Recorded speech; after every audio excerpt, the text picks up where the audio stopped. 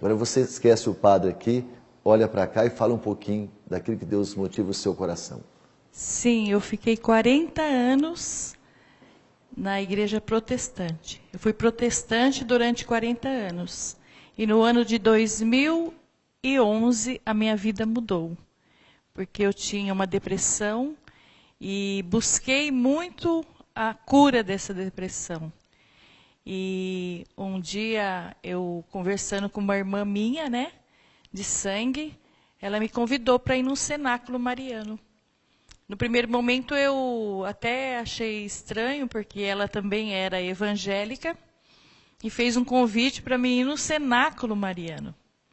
E eu perguntei por que ela tinha feito aquele convite. E ela falou assim, porque eu recebi um convite da nossa prima. E eu senti um desejo de convidar você também. E eu fiquei assim, né, sem saber se eu ia ou não, mas eu senti uma alegria muito grande e aceitei o convite da minha irmã, de ir até lá. Então, no dia 7 de abril de 2011, eu chegando na casa da minha prima, no primeiro momento, assim, também, a minha irmã falou que tinha santo, né, que tinha uma mesa cheia de santos, vela, e todo mundo entrando com umas bolinhas na mão. E na hora que ela falou dos santos e da vela, eu falei assim, eles são católicos, né, tem que ter tudo isso. Mas a vela me assustou um pouco. A vela, eu falei assim, será que eles são espíritas? Porque eu não entendia o sentido da vida, da vela e nem o significado de uma vela. Então, mas quando ela falou das bolinhas, eu falei, nossa, aquela oração repetitiva. Mas eu entrei porque eu achei que ali era uma missão que Deus tinha me dado para mim converter aqueles católicos. Eu fui pastora há 12 anos. Então, quando eu cheguei lá, eu tinha convicção que eu ia, sim, converter aqueles católicos e falar que eles não tinham Deus e que eles precisavam aceitar Jesus. E começou a reza do terço, né, porque era um cenáculo, então a primeira coisa foi a reza do terço. Primeiro, segundo, terceiro, quarto mistério. No quinto mistério, todo mundo ajoelhou, eu também ajoelhei. E foi quando eu tive uma visão, né, de uma luz muito forte naquele ambiente, uma luz que não era essa luz, mas era uma luz diferente. E de dentro dessa luz saiu uma mulher vestida de branco com um manto azul. Ela chegou até em mim, olhou nos meus olhos e ela não disse nada. Inclusive, essa imagem que eu tive, essa visualização ali, ela estava com uma coroa na cabeça. A coroa dela tinha estrelas. E ela olhou dentro dos meus olhos. Ela não falou nada, mas o olhar dela me disse tudo. E eu tinha um vazio muito grande na minha alma, que eu procurei a minha vida toda preencher. E só foi preenchido esse vazio quando eu olhei nos olhos dela. Só que no primeiro momento eu achava que era uma anja que tinha vindo do céu. Mas não era. Porque quando ela olhou dentro dos meus olhos, eu senti a voz dela falando para mim assim, que a partir daquele momento eu ia seguir o caminho do filho dela. Daí quando ela falou isso, aí eu comecei a chorar muito, muito mesmo. E todo mundo ficou assustado de tanto que eu estava chorando. Ninguém entendia o motivo, né? Porque naquele momento só eu que estava tendo a visão e minha irmã do meu lado também chorava muito. Foi quando as irmãs vieram, né, para ajudar. E aí eu consegui me compor. Já tinha até parado o terço, que todo mundo estava preocupado comigo e com a minha irmã. E foi quando ela foi se afastando, só que ela não deu as costas. Ela foi, do mesmo jeito que ela veio, ela voltou. E quando ela voltou, que eu consegui me acalmar, continuou o terço, nós levantamos. Minha prima me deu a oportunidade para mim cantar, porque eu sou cantora.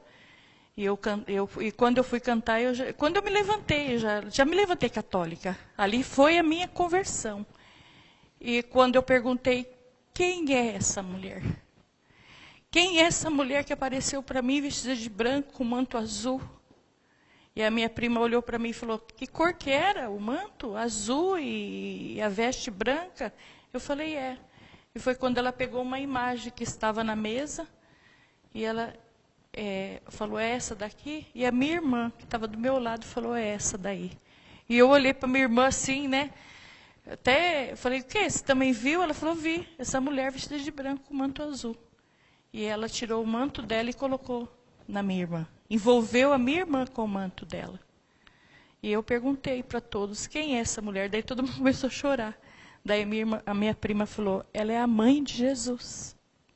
Então, se hoje eu estou na igreja católica, não é porque um ser humano me convenceu. Quem me convenceu foi a mãe de Jesus. E quando eu cheguei na minha casa, naquele dia, eu abri o meu portão.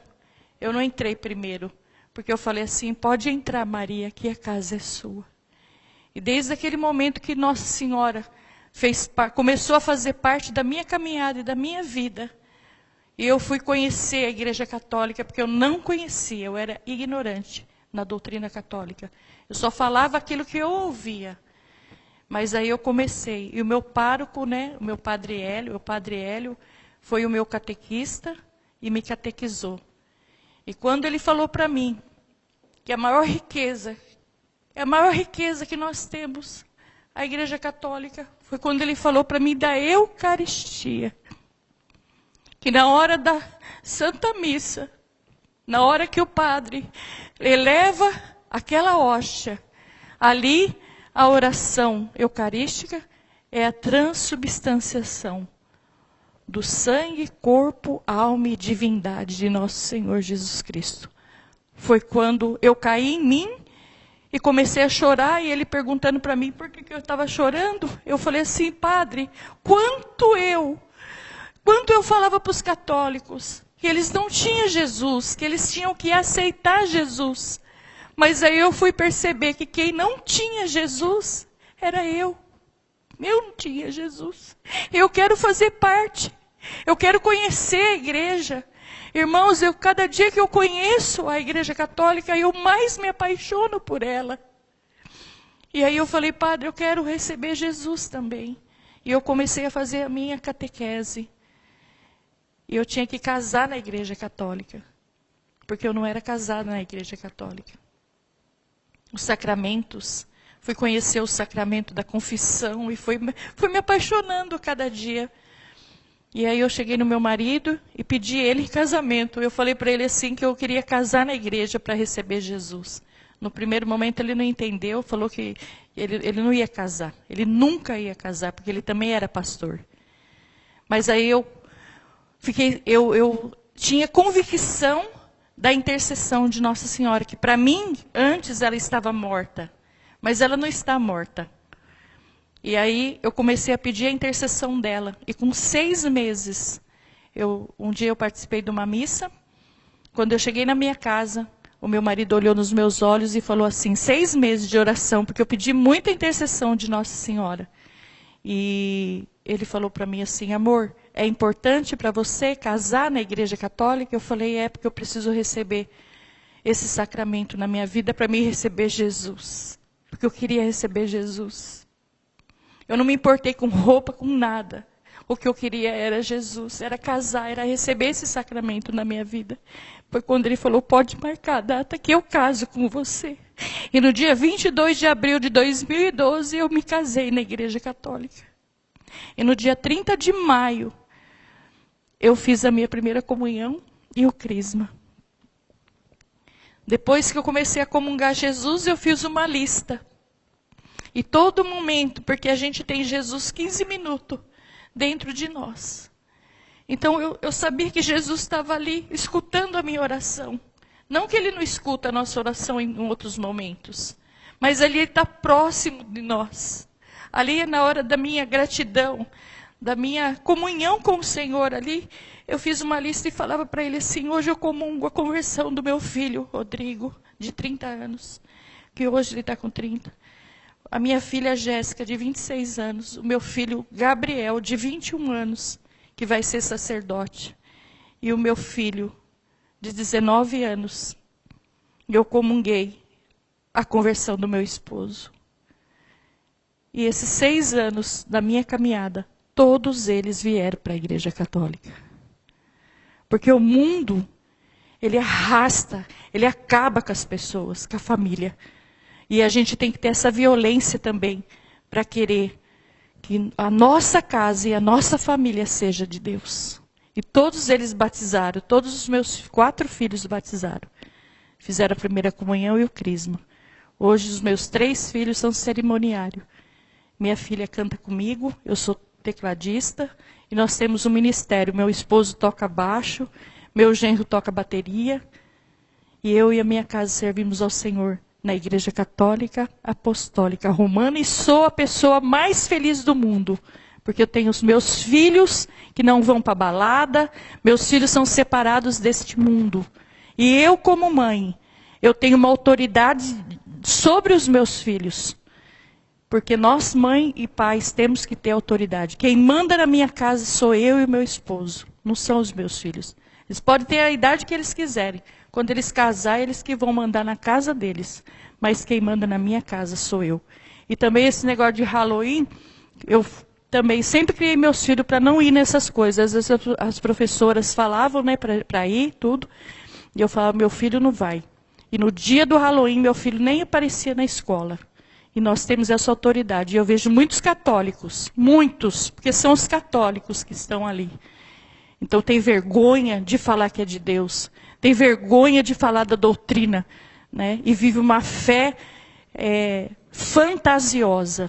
Vive uma coisa e prega outra coisa. Então eu quero deixar esse depoimento aqui.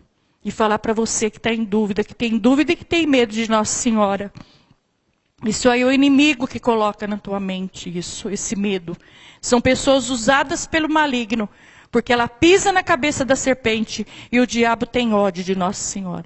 Então você que está me ouvindo hoje, que tem algum medo de falar com Nossa Senhora, e você que é católico às vezes, não tem essa intimidade com a mãe. Então hoje, nesse momento, que através desse depoimento que eu estou te dando agora, que você se levante em ordem de batalha, assim como Nossa Senhora. E creia nisso. Creia que ela é intercessora, sim. E ela vive. E ela vai viver. E quando você agora, nesse momento, fala para ela. Talvez você só tenha uma imagem dela na sua casa. Você só é um devoto fraco. Mas que hoje você toma uma posição de uma cristã católica, apostólica, romana. E tenha certeza que ela intercede por você. E fala para ela, pode entrar, Maria, que a casa é sua. Que bom ouvir esse testemunho. É interessante, na vida da Margarete, a experiência de Santa Teresinha de Jesus, que é a nossa padroeira das missões. Santa Teresinha foi curada de depressão, numa celebração, quando ela viu Nossa Senhora dando um sorriso para ela. Nossa Senhora do Sorriso, sabia? Nossa Senhora do Sorriso. Então, para se curar da depressão, o caminho mais seguro mesmo é Nossa Senhora, a mãe do sorriso. Que alegria fazer isso. Obrigado pela sua presença, pelo seu carinho. É bom lembrar que você vai estar conosco hoje à noite, sim, lá na Paróquia Santa Teresinha do Menino Jesus, dando com mais detalhes o seu testemunho na Missa da Luz, a luz entrando. É interessante, né, Margarete, nesse tempo que muitas pessoas estão indo para falsas doutrinas, para falsas religiões, criando células, negando, né? E a gente entende que, eu falava isso há pouco, né? Como é que alguém é capaz de negar Jesus vivo na Eucaristia, né? E as pessoas querem dizer que Maria é uma mulher qualquer, e insistindo em coisas, né? E Maria realmente não salva, mas ela é o canal da salvação, como a mãe e o pai são para os seus filhos. É isso que anda acontecendo, né? Sim, e muito, né? Mas que nós possamos ser esse canal da graça. Eu quero ser um canal da graça na vida dessas pessoas. Amém. E que bom, né, que Deus nos dá essa possibilidade, enquanto, né, outros vão embora, aqueles que têm um coração reto estão se voltando para Deus. Eu quero insistir, leia esses 2 livros, Todos os Caminhos Levam a Roma. Um homem que era pastor, e pastor daquele nível, assim, intelectual lá em cima. E também O Preço a Pagar por Ser Cristão, muçulmano, para se tornar católico. Olha a luta que foi, muçulmano. Imagine um muçulmano se converter à religião católica. Você está brincando, jogando fora a sua casa, você abandonou Nossa Senhora, agora Nossa Senhora não existe na sua vida. Você consegue dormir em paz mesmo? Você tem tranquilidade no coração? Presta atenção, daqui a pouco juntos novamente, respondendo as suas perguntas, rezando mais. Fique aí conosco.